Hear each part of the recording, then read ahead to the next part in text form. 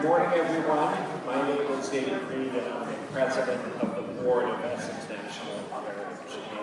And it's an honor to have you in Topsfield here to Kim and Emily's beautiful farm. I'm a resident of Topsfield, and this is just one of many venues that we have in our wonderful county of Essex County. I love the fact that Amy and the staff every meeting chooses a different place in a different town. We've been all over this beautiful county, but this is a perfect example. And you need to not look any further than the building that you're in, that they did a wonderful job renovating. And we always, we've seen the evolution of the farm over the years, and we always gauge it on how many miles of rock wall that Tim has really put up, but I see they're still working on it this morning. 2.5 miles. 2.5 miles. Okay. They're counting, and that's quite an investment in our town. We got benefit from it. Thank you. We're going to have Tim come up in a minute and say hello. But again, I'm the president of the board. It's an honor to work with Amy and the staff and this great organization. You're going to hear updates about the Border to Boston Trail, the photo contest, sales and trails. So first, I'm going to welcome up Kevin Hartunian, our town administrator, to give us a welcome to Topsfield.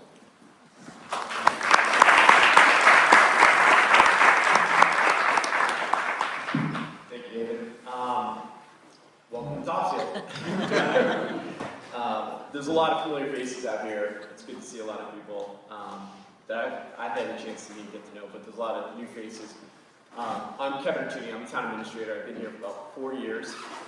It's been an absolute honor and privilege to serve this community. It's also an honor to be here today and have a chance to say hello and welcome everybody.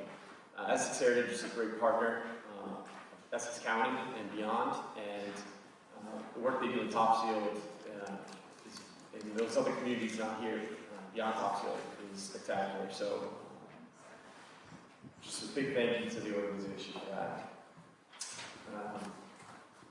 Also want to thank Tim Collins for hosting us today. Tim is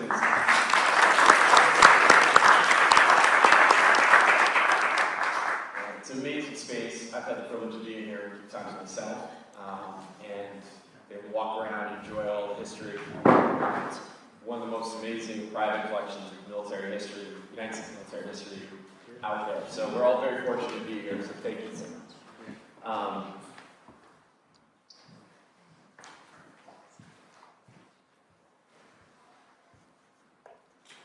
One of the things that makes Topsfield special is all of our history, our culture, and the celebration of what Topsfield is.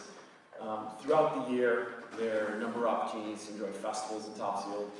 We have a tomato festival, we have a strawberry festival, we have the Holiday of the Green. We've introduced artisan farmers markets out on the common during the summer months, which have been spectacular the last couple of years. We also have some natural resources that are incredible. We have the Audubon Society, we have the Ipswich River. We also have the rail trail. Just going to do a shout out to Joe Geller, who's an incredible part of all of those items that I just mentioned, those groups and those resources. But he's especially a champion when it comes to rail trail. The work he's done over the last couple of decades has been incredible. A few decades, sorry. plus. But we have so many resources, so many opportunities. We're something of a hidden gem. We're centrally located in Essex County, access to Boston, access to New Hampshire. We're a suburban community, but we don't feel like it. I'm sure everybody who came in this morning, coming up the country road, felt like they were leaving somewhere and coming to somewhere new. And that is really what is the hallmark of Topsfield, something that makes the residents of this community, people who work in this community, very proud to be a part of. It's special, and we're very grateful that you're here today to share and learn a little bit more about Topsfield, obviously about the organization, but being here specifically to learn about Topsfield as well. And one last thing I'll mention is we're doing a lot of really interesting things in Topsfield. One of the couple of things that we're focused on right now is preservation. We worked with the Historic Society on obtaining a earmarking state budget this year to help with some infrastructure improvements to allow the Gould Barn historical property in town to be used by many people now and in the future. And also, it's handicap accessible, which is really important as well, so everyone can have access to the space. We also, beyond that, have been really focusing on our downtown. We have a beautiful common. If you haven't driven through that yet, I encourage you after the meeting today, take a trip down there. Stop at Zoomies for a coffee, sorry, I have to plug, and enjoy what we have to do. It's a beautiful little downtown, and we're going to be doing some really interesting things in the next year or two with some of the spaces down there, revitalizing them, renovating some of the spaces, actually looking into a pocket park right in the middle of the downtown, incorporating a lot of the elements, historical elements, subtle elements that we already have to make it really fit, but also make it really beautiful in our downtown. And so I encourage you to stay tuned, stay connected with Topsfield, watch us over the next few years because it's going to be a special time in Topsfield's history as we enhance what we have, not change, enhance what we have, and really, really celebrate what we already are and what we have going forward. So last plug, October 20th to 21st, block party, downtown Topsfield. You're all welcome to come, hope you do. It's at the Old Highway Garage, which we're putting out the RFP Monday, and we're hoping to get something really interesting in there, like a restaurant or a brewery. But something kind of neat to really help the downtown thrive, and good reason for you to come back and enjoy that and other things that we have to offer. So thank you for the opportunity, and good luck.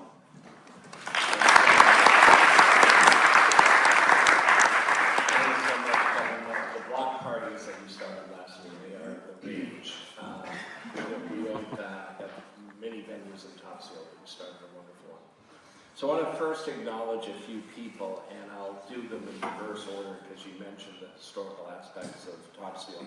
I want to give a shout out to Norm Isler, who's here, who's the president of the Historical Society for longer than I know, but Norm, thanks for all you've done to promote the history of Topsfield over the years. I also want to give a shout out to Carolyn Friedman from Elizabeth Warren's office, and Sarah Cahill from Joan Lovely's office, and Representative Manny Cruz here. Manny, can you stand up, please? Thank you to all you do for the people you serve, so thank you. Okay, now I'm going to invite Tim Collins up. He's the owner of this beautiful Meredith Farm. He's also the CEO of EBSCO. To ask him to welcome us to his venue.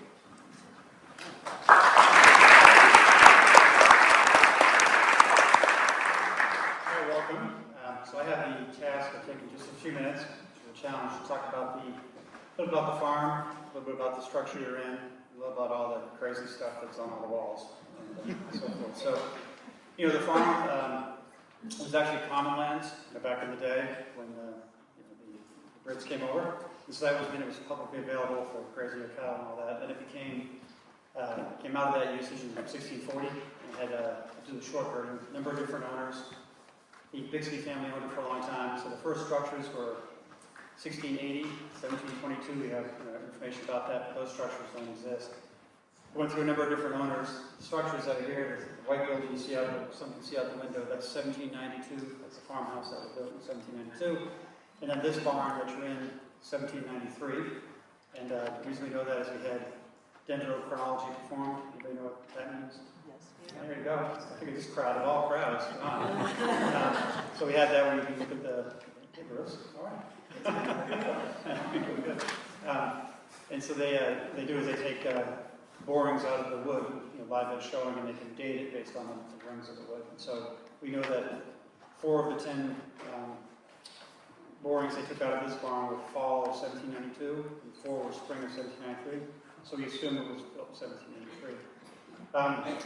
The farm became somewhat well known in 1899. A guy named Bill Meredith bought it. That's Meredith Farm stuck. That name stuck for whatever reason. That owner named it that, and then he bequeathed it to his nephew Wigglesworth, who then was famous for Guernsey cows here, and then he sold it to the Lampard family, who became well known for Ayrshire, if I pronounced it right, probably not. I think I got that one down. Cattle from 1946 to 72, and it was well known for dairy, but also for selling the sperm of the bulls. So that was the AI of the day. Artificial intelligence is today's AI, or artificial insemination is the AI there. And so it was interesting. Irma has since passed, and our first event here, it's a very great memory for me. Our first event here, when the barn was 3/4 done, was celebrating Irma's life here, because the family wanted to do it in the old barn. I was running with Irma. I met her, and she said she was like 5'2". She said, I was the crazy woman that came with all the bull sperm down to the airport to send it around the world. You're worried about what I was going to talk about. You should. You want the G-rated version. Yeah, exactly. I'll stop now. Anyway, so then it was owned by Bill Coolidge. He bequeathed it to MIT, and it actually sat vacant for a long time.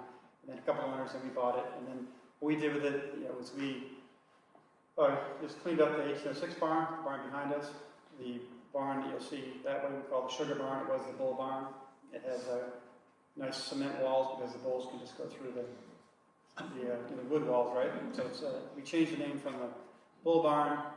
I didn't want my stories I tell and they're characterized that way, so we changed it to sugar barn because we had our evaporator to make syrup there, and then just kind of painted the buildings and so forth. This building, we restored as much of the frames as we could. So if you look up, you'll see the beams going this way. They're 1793 beams. Don't get nervous, they've all been, tested. If you look behind there near Manny, I can say hello to Manny, right next to him with the camera on it. That post is half 2021 wood down the bottom and half 1793 on top. And so I like asking people, tell me which is the 1793. If you get that wrong, that's not so good. So, you might want to worry a little bit over there, because I think those pegs will hold. But anyway, it's all been done with the old kind of construction. It's been tested now. So that's the barn. We made it a little bit bigger, but it's pretty much the same footprint. And so 1793 barn. In terms of the collection, I've just been collecting for 25 years. It's basically affliction. I don't know what it is. And so I collected a lot of things. I never really quite had the vision to do quite this. I knew I'd probably display it at some point. Then when I bought the barn, I say this in jest, but I needed to renovate the barn like this to stay married. My wife, she's awesome, she's great, but she's like, do we have to have all this military stuff in the kitchen? I feel like so we had it just in all these different places, and so it's basically American history, a lot of military stuff, but not just that. It celebrates different different eras and different themes of the country, but it's warts and all. I mean, we have some stuff in here that talks about slavery, talks about women's suffrage, which really shouldn't celebrate because it's 1920 that happened. It should happen a long time before 1920, right? So we celebrate that, but it should happen earlier. So a lot of things, and so it's got the good and the bad. Just mention a couple items that people get interested in. I've generally been interested in the car right there. Thank you very much. I guess I'll call you Vanna. That's probably not the right thing to say. Vanna. Vanna White still the person? I'm sure. So that is a 1911 Model T. So that's relatively common. You can get Model Ts. They made 5 million of them. What's less common is the car back there. That's a 1904 electric car. That's a Columbus stand-built electric car made by the Columbus Buggy Company. And if you check out the steering wheel, I'm going to go in there and check out the steering wheel. You're probably trying to find it. That rudder is the steering wheel. The actual steering wheel. The reason I have those two is that in 1904, that vehicle that model was the best-selling car in America, and therefore the world, and it was electric. So there were more electric cars in 1904 than 1911. The issue is that in 1904, the electric car, the gas cars existed, but they had two issues. One is they smelled really bad. Another is they often caught on fire. And it was a bad thing. And so that's why they weren't the most popular cars. But they fixed them up, they figured it out. By 1911, the electric cars were kind of pretty much gone. And it's because they could market these as touring cars. You may have heard of that, but there's some ads back there, touring cars. Because the money, anybody could afford those Don't worry, I'm not touching on that. There's anybody that could afford those generally in the city, and so you would want to tour outside the city and come back, and with gas, you could tour outside the city, fill up with gas, and make it back. With the electric, you could tour outside the city and spend the night because the battery ran out. And so, but just think of what the world would look like if we put the money into battery power rather than gas combustion engines. Totally different world. Totally different climate. I mean, just that's why I had to tell that story. Mention two other things. One of the president up there on the wall, Teddy. Roosevelt, National Parks.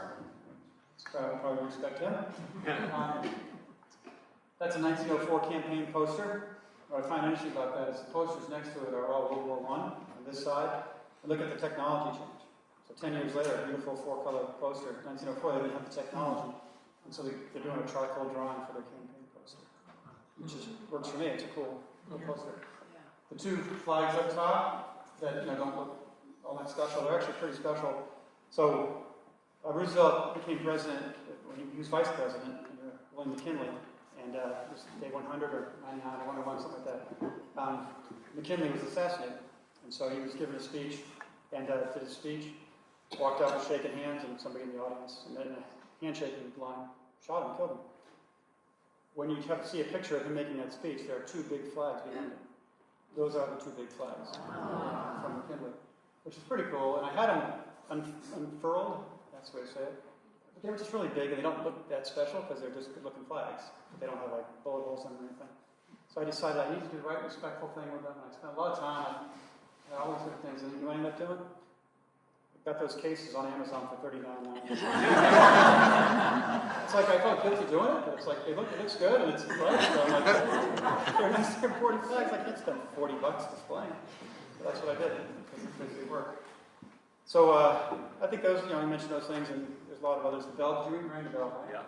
That's off the USS Missouri, and so the Missouri was the ship that the Japanese surrendered on. And the picture right next to that bell is signed by Admiral Nimitz, and it's a picture of Nimitz, MacArthur, Bull Halsey, signing the Americans were there for the surrender.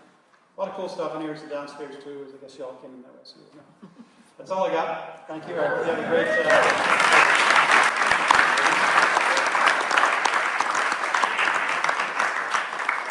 All right, Tim, I have not checked your medical record, but you have been officially diagnosed with collector's syndrome. And we're all better for it, so thank you. Bruce Tarr just arrived, so thank you, Bruce. Right on schedule. I usually do the introductions, and Bruce comes in at these meetings, and I get to introduce him separately. So thank you for being here. Bruce, would you like to say a few words? The emphasis on you. You can talk, but I'll hold the mic. Well, good morning. I know it's always a bit of breath-holding when somebody says to me, would you like to say a few words? But actually, Tim, I was fascinated by your presentation. It was absolutely amazing.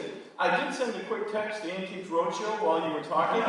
You're going to be here tomorrow to check the place out. And my thought was, we can have this meeting anytime. We should just order pizza and let you keep talking. And I think it would be fantastic.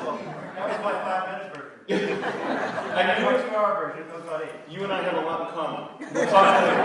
I was thinking of trying to make a deal with you for the 1904 electric car. I'm thinking, with depreciation and the rebate, I could come out ahead if we can. At any rate, it's great to be with you all in this wonderful place. It was great to hear the roosters crowing. Tim, I heard your neighbors are thrilled about that. But anyway, it was great to hear the roosters crowing. It's great on this beautiful fall day to come across this bounding landscape to this incredibly beautiful property. And Tim, I want to thank you and everyone that's worked with you for giving new life to this place and making it one of those special places in Essex County that we all cherish.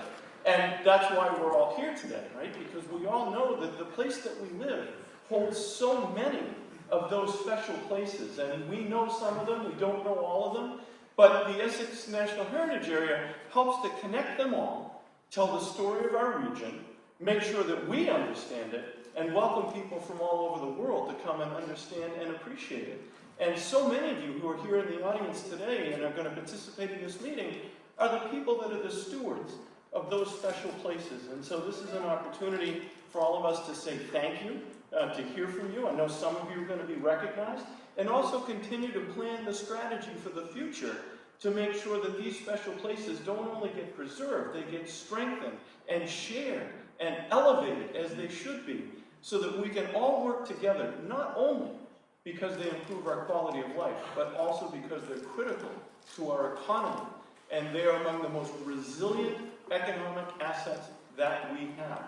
And in a crazy world, isn't it nice to come to a place like this, on a morning like this, and remember what's really special in our lives?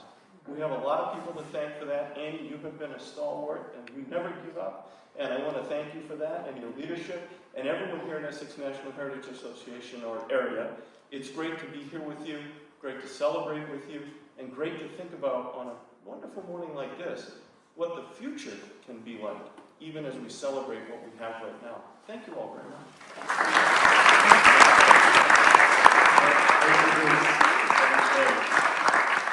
One more shout out to Tim and his electric car. I just want you to know I drove here in my new electric car, and I know many others did. Joe probably did.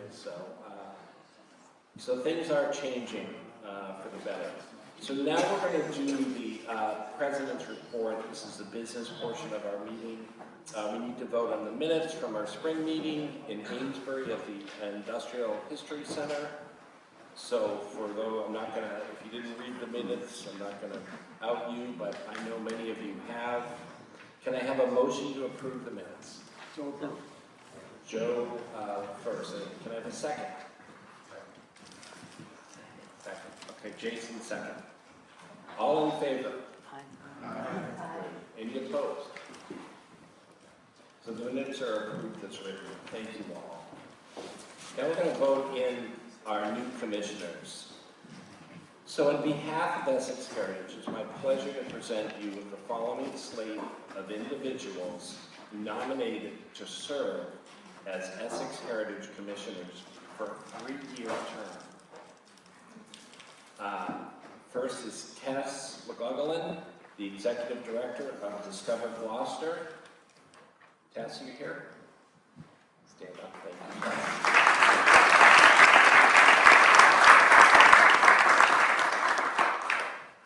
Hannah Morganson, of the Coastal Resource Planner from the Merrimack Valley Planning Commission.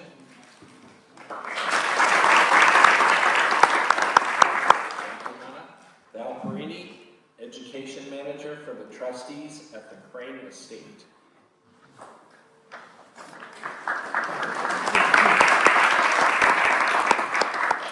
Jay Saloy, Founder of Vertical Media.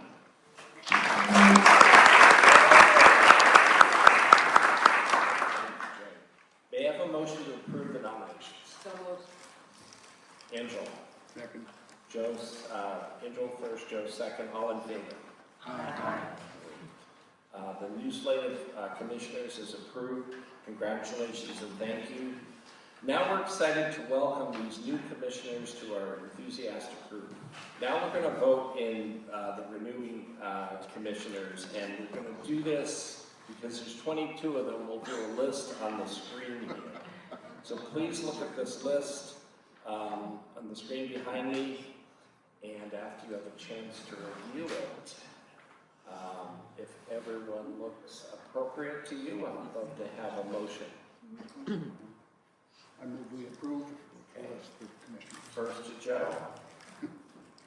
Second. Second, Angela. Okay, any opposed? Great, thank you so much. All in favor? Aye. Remember my Robert's rules. So thank you all. The motion passes unanimously, and all of our commissioners are re-upped for another 3-year term. So this is wonderful. Next, we're going to thank our corporate sponsors. And we could not do the work at Essex Heritage without our corporate sponsors. In particular, we'd like to recognize the Eastern Bank Charitable Foundation, Sale 5, Institute for Savings, and the M&T Bank for supporting the Trails and Sales event. The 10 days of this event series was a great success this year, and the sponsors of these 4 institutions, along with the hard work of more than 120 site hosts. I gave a couple of bike rides. It was wonderful to be out there with some of the people who showed up. And the event leaders makes it possible to keep the event free for the public. So these organizations all make significant contributions so we can do this event free for everyone, not only in Essex County, but anywhere who wants to come and see our beautiful county that we have.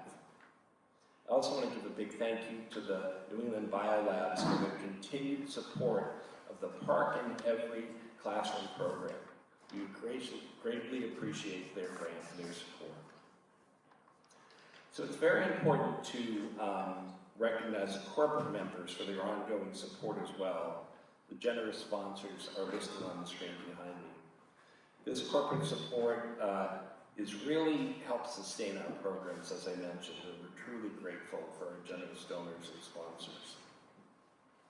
So now I'm going to welcome up Amy Harris, the CEO of Essex Heritage, to the podium, and she's going to give the Essex National Heritage Area Report.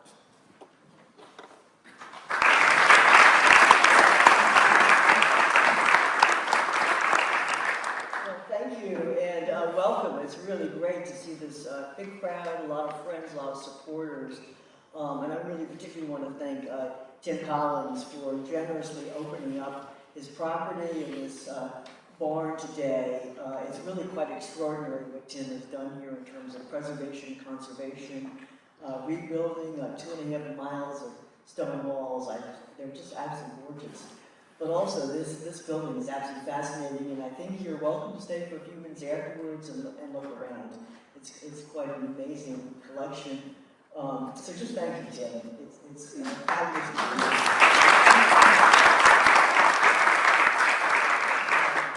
And now I just want to give some brief updates on some of our recent activities. I think you know that the heart of our work here has always revolved around landscapes, buildings, and people. It's really the confluence of culture, people, and nature that drives our work. As important it is to have natural resource conservation and historic preservation, both of those are extremely important, but our real focus is what is the impact and what is the relationship to people in the communities that live here. Because if you hope to keep this heritage here in the present and the future, it has to be really relatable and engaging to the people who live here.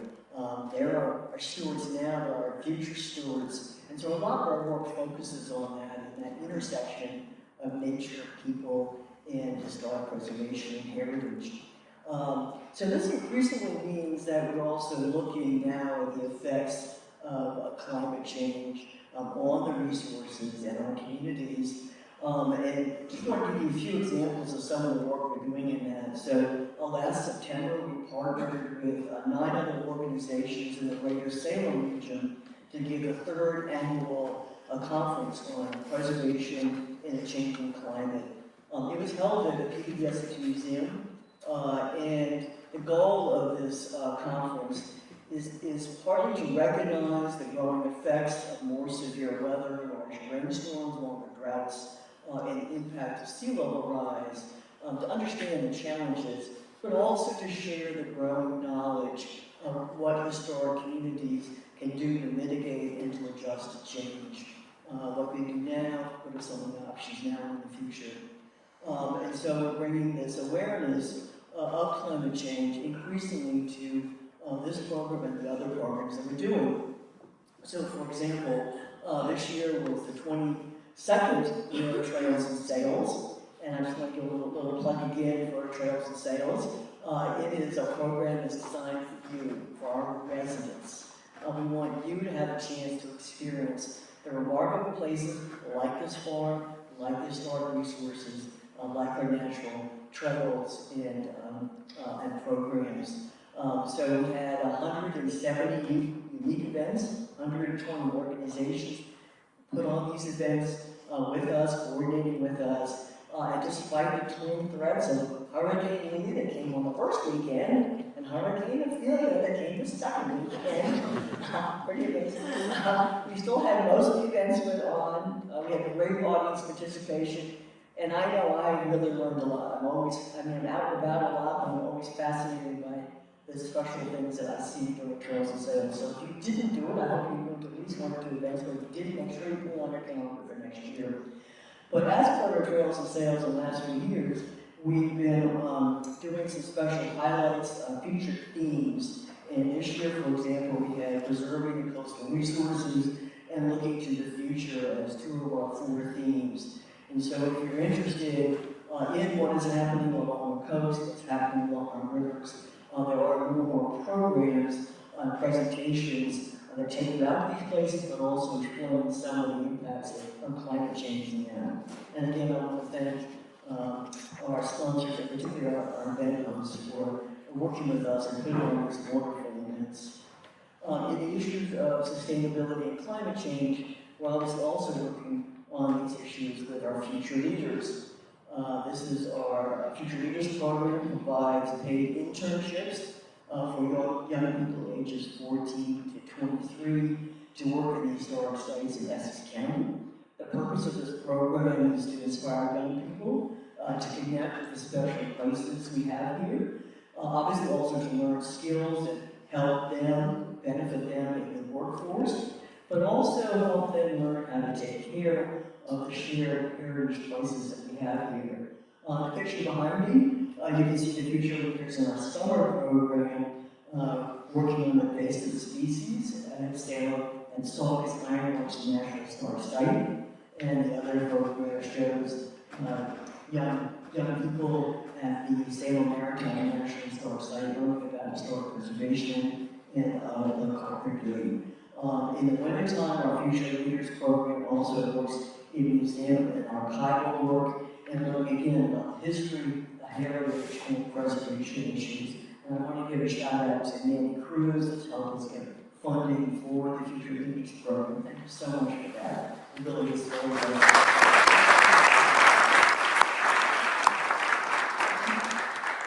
And then in our Carver Classroom, which is our K-12 teacher professional development program, it involves a summer workshop and then mentoring teachers through the school year. In response to educators who are asking for help on the topic of climate change, we've been working with them on a number of sustainability issues.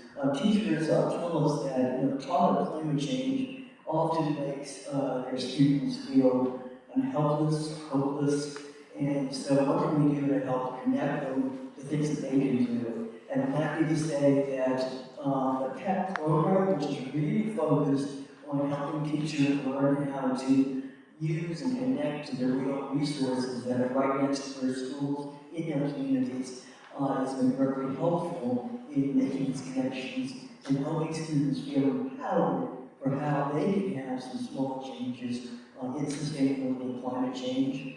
They've been doing projects like planting pollinated gardens, doing water analysis, implementing composting programs. Recently, the WE team at the Code School in Beverly partnered kindergartners and 4th graders in the school-wide composting program, and then they went out in the community and became advocates for composting, all with great enthusiasm. So great photographs of these kids. And we thank all our community partners who work with us, such as Salem Sound Coast Lodge, Radford Lawrence, Maritime Gloucester, and Credit State has a great team in the beach and salt marsh habitat. And they want to work with us to help interpret some of the very complicated issues and make them really accessible for teachers and their students. And we've actually been taking some of the lessons learned also and working on the national level with the National Park Service as they look to expand this part for every classroom program nationally. So it's been a great experience for us. So last I'll do some quick updates on what we've been involved in, and now I want to introduce someone who is really helping to elevate the awareness of climate and changes in a very interesting public art program. Thomas Starr is a professor of graphic and information design at Northeastern University's Department of Art and Design. Professor Starr his work focuses on visual communication that engages civic, social, and political discourse. He strives to expose the intersection of graphic design and freedom of speech to his students, designers, and to the broad public. And I think you will find this multi-year project he's engaged in very interesting. So Tom, would you come to the podium?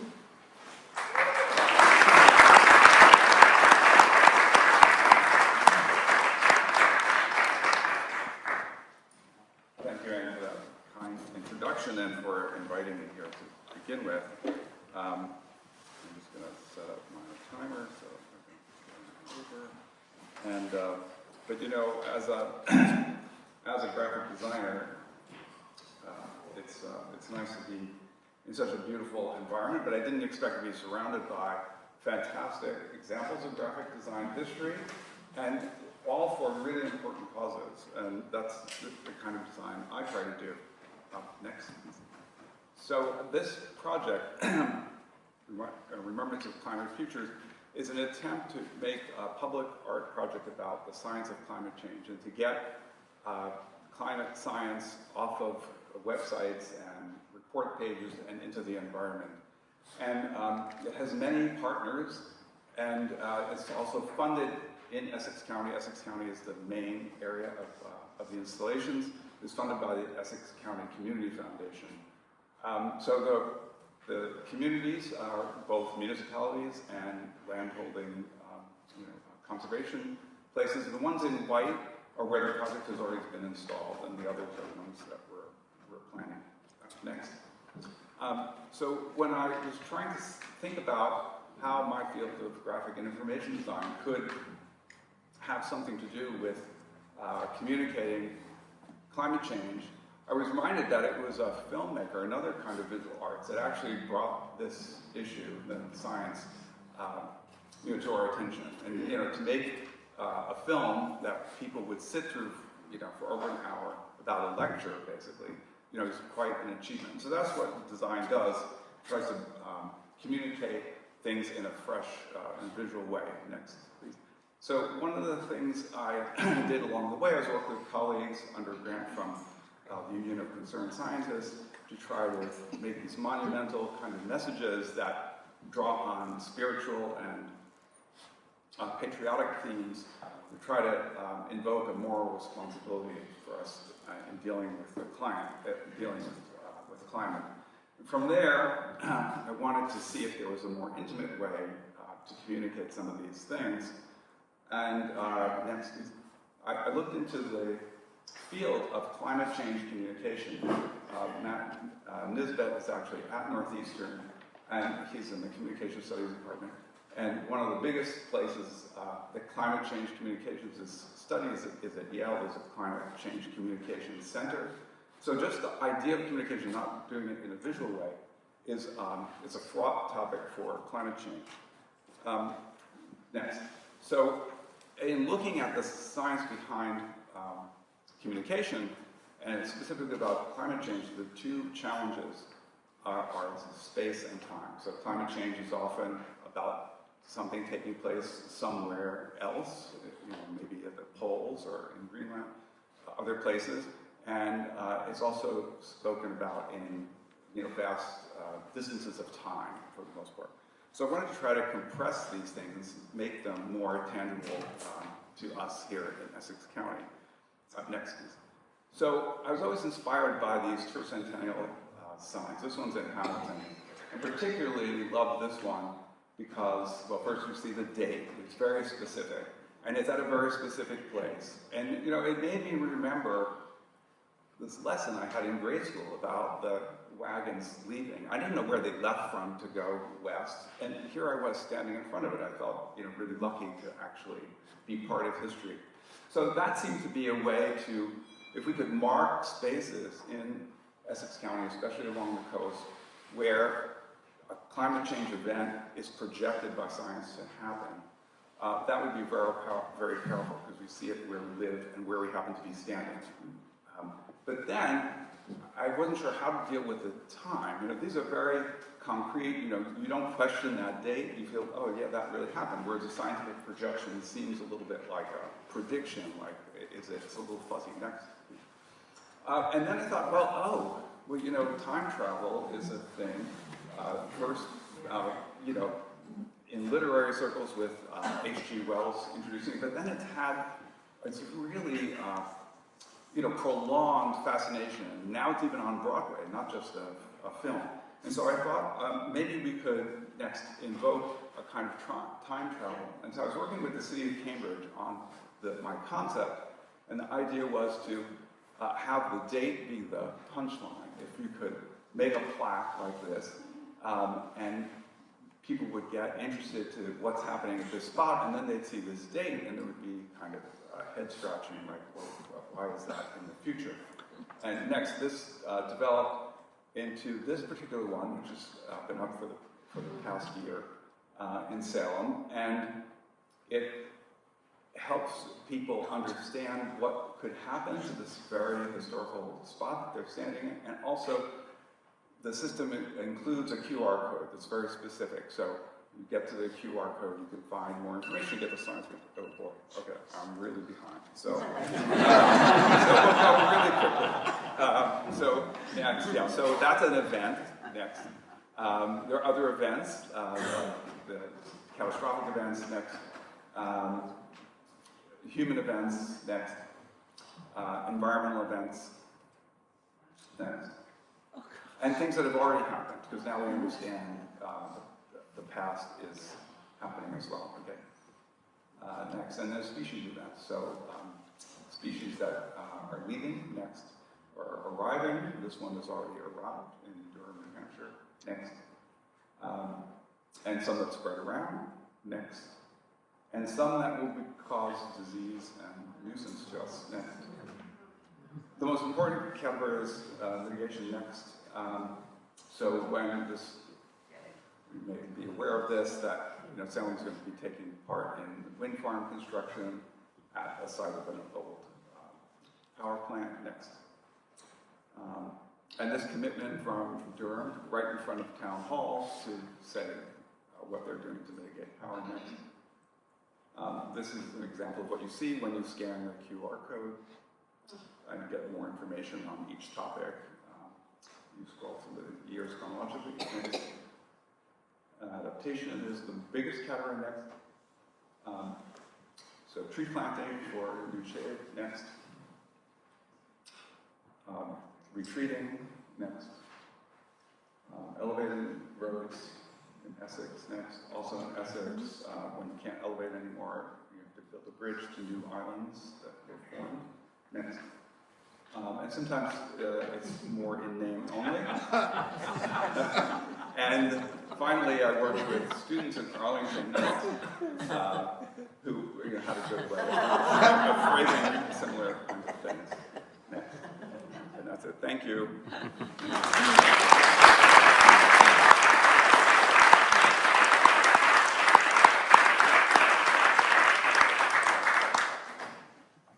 Pretty interesting, right?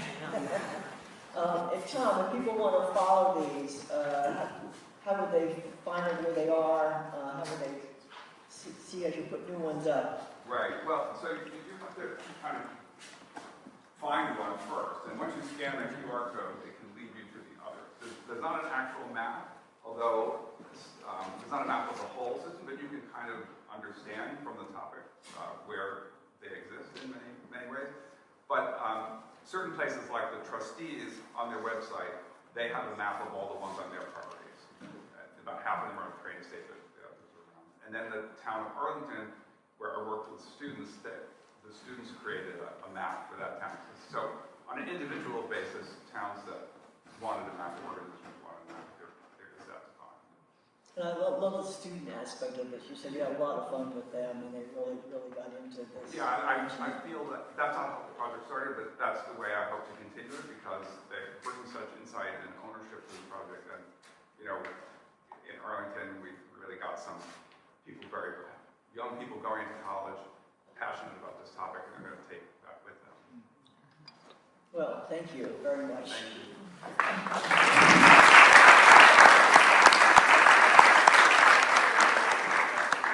And actually, I just forgot, and I need you to come back up here, because we are doing, as we do these special recognition awards every once in a while, and I really think this project deserves it, Tom. So, just a small token of our appreciation for what you're doing up here. Wow, thank you so much.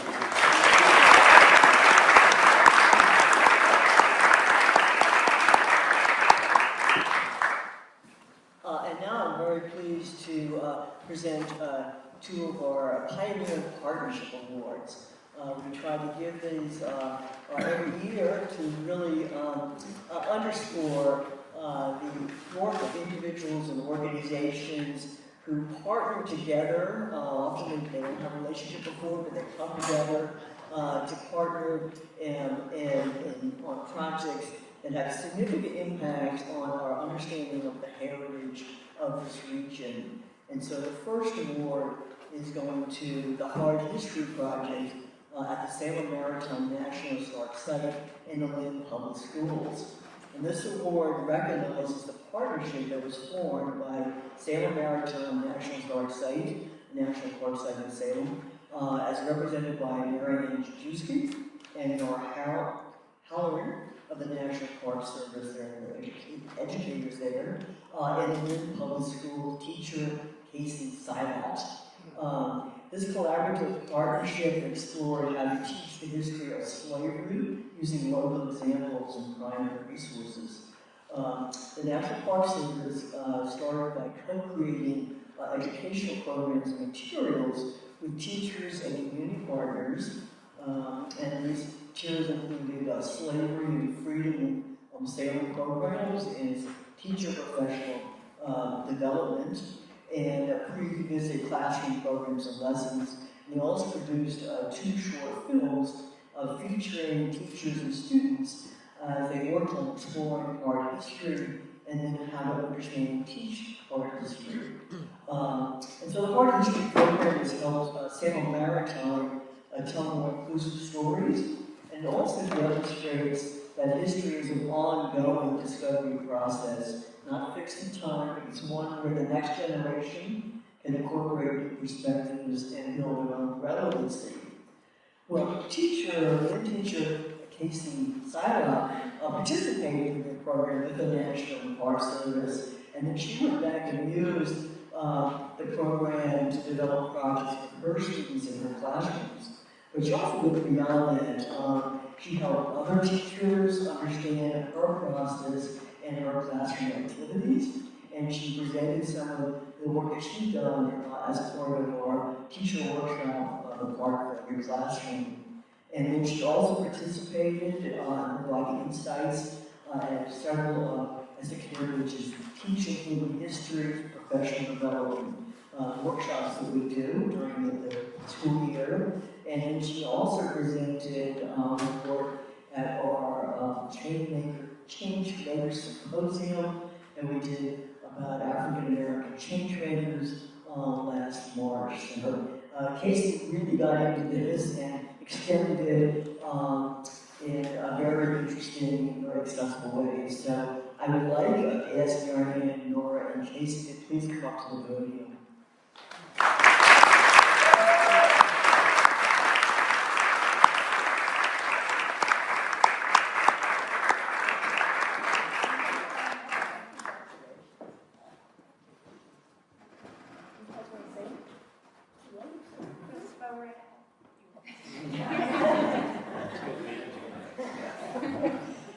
Yes, I'd like to thank Essex Heritage for this award, and there's many more partners that are with us today that have worked on this project, including scholars from Salem State University, folks at the Peabody Essex Museum, Phillips Library are 2 that I can think of that have been really instrumental in the work of uncovering this history. And so that you all know some of their names are Phoebe, Caesar, Sade, Rose, Obed, Jane. And so we would like to, take a minute to also recognize the past lives and struggles of people. And I think in moments where some say learning this history is going to further divide us, I think that we have found the opposite to be true. That learning this history is going to make for everybody learning a fuller history of Essex County, of the United States, is really going to make for a more just society and world. So thank you very much.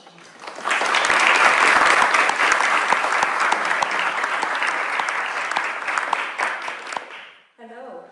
Receiving any kind of recognition as a teacher is fairly rare, so thank you. However, I started this program with a little hesitation because I have a lot of irons in the fire, and it turned out, rather than being something extra, to be a perfect pairing. So working with history and the National Park Service and my students worked out so smoothly, and I really attribute that to Marianne and Nora, and thank you Beth and Sherry for making it such a smooth program that what started as a 6-month program has now started its 4th year. So thank you, I appreciate that.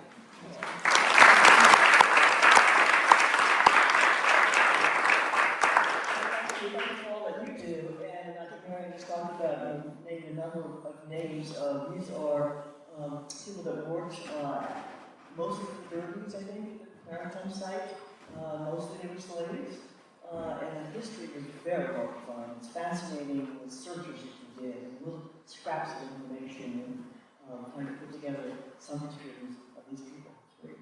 So thank you.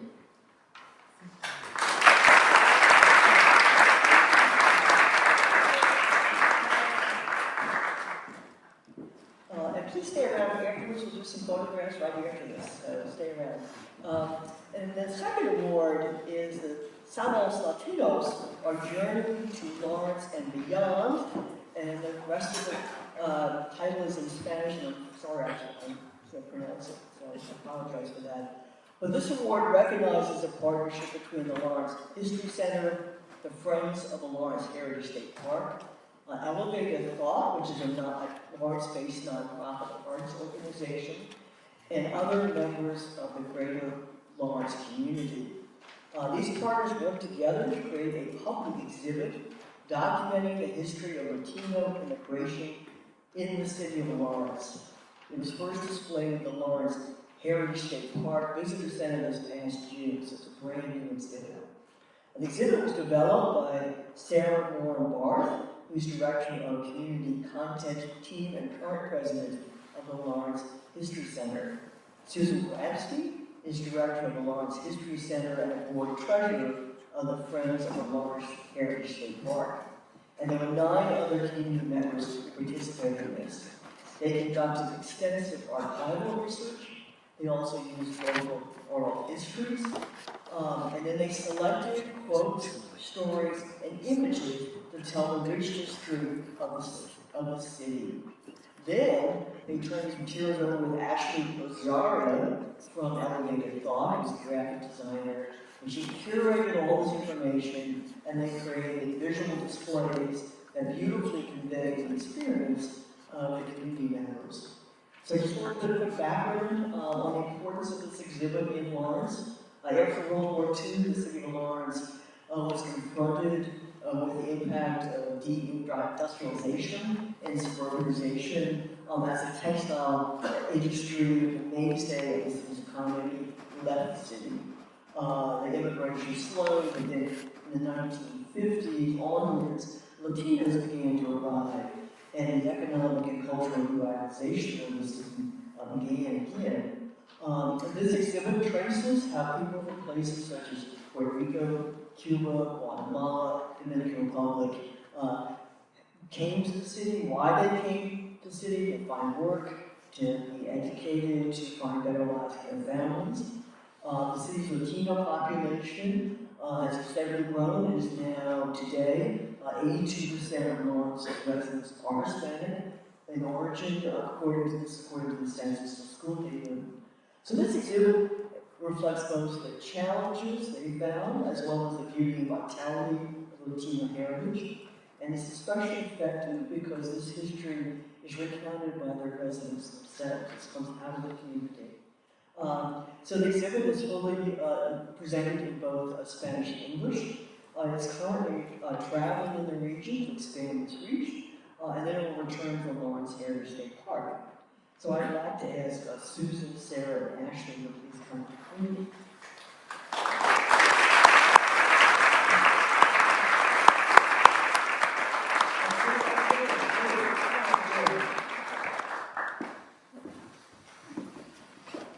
Jim's supposed to be retired. Jim's coming.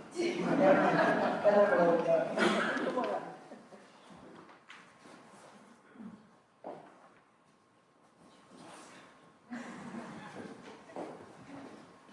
Would you have something? Good morning, everyone. Thank you so much for this honor on behalf of the Lawrence Heritage State Park and the Lawrence History Center, our community partners. This was a really beautiful experience for our community to get together and really work as a team to tell a story that has been lost a little bit to history. And it has been such an honor to work with all of our community partners. And I hope everyone is able to stop by the Lawrence Heritage State Park or find it in its travels, because the beauty of this exhibit is that it's traveling now and people want to see it and learn more from it. So, please ask us where you can find it next, because it is on the move, which is a good thing. But thank you all so much for this honor, and we really appreciate you having us here today.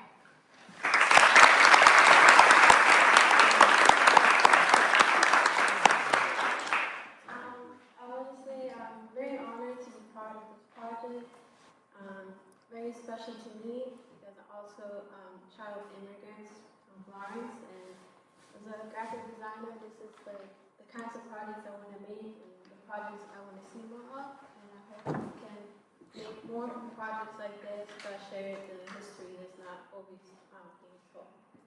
Yeah, thank you.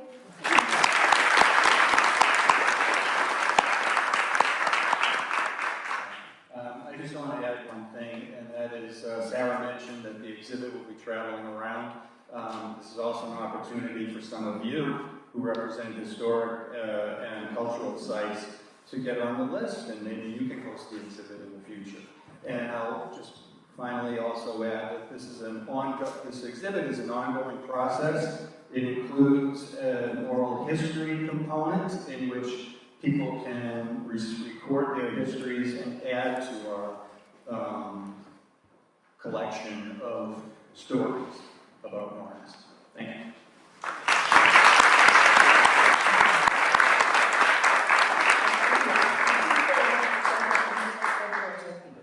But I'm delighted to hear that it's ongoing. People can add to it. That's really important. That's terrific. Okay, well, thank you. I'm looking forward to seeing you.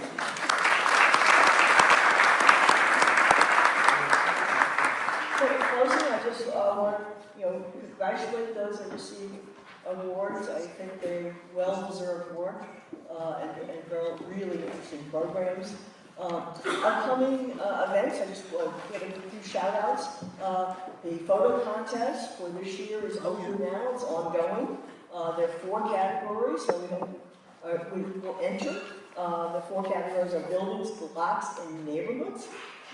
Celebrating our communities is another category, and 4 seasons is a third category.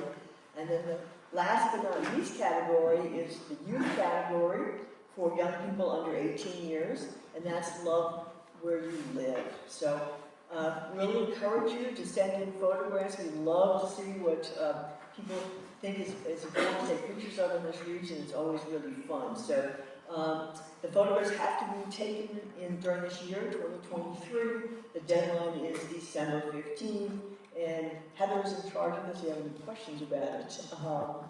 I also want to say that now the winter months are approaching, we will be planning some talks, both in person and remote, so stay tuned.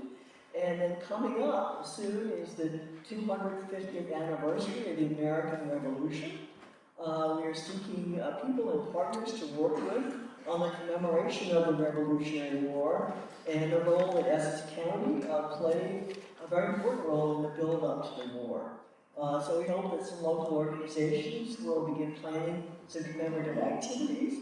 We are having quarterly meetings for those that are interested, and we are looking for any way that we can assist in commemorating and talking about the issues both resolved and unresolved for the American Revolution. So with that, this brings us to the end of the meeting, and I really want to thank you so much for coming. Please fill out your match forms. I think they're on the table. And the match forms, the time that you volunteer for coming to the meeting is important, it's valuable. We have to match every federal dollar we get with non-federal funds, and your time accounts towards that, and we, of course, we appreciate your commitment and your volunteering and your time here meeting with us. So, awardees, please stay here for photographs, but for the rest of you, thanks so much for coming. I think you're welcome to stay here for a little while and look around. You know who Tim is now. He's fascinating. Every time I walk and look at someone with him, he tells me more stories about it. So, Tim, I hope you stay for a few minutes, and please look around. Thank you so much.